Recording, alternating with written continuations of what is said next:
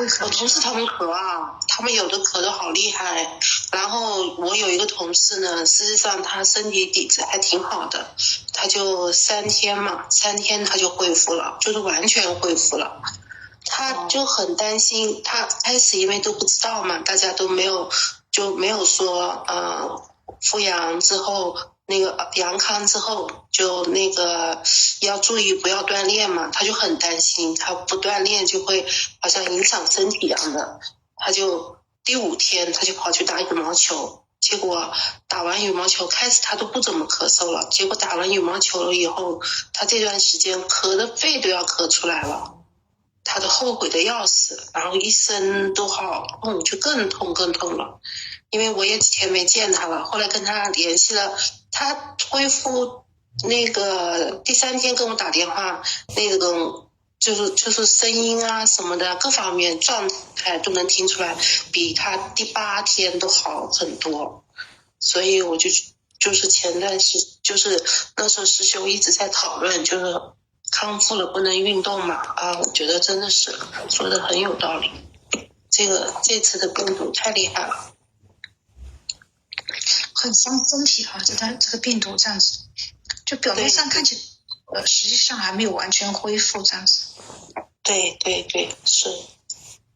他就打了1场羽毛球，他还没有打得很激烈的，他就打了半个小时，而且就是普通的，就是跟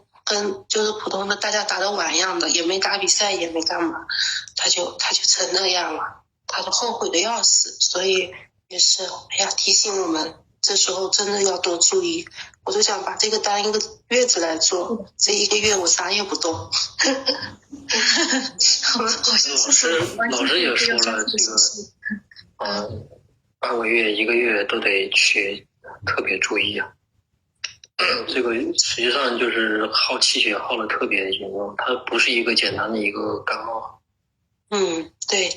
真的是，因为之前我那个同事他感染的比较早一点，他算比较早的，对吧？然后之前可能这一方面相关的报道也更少一点。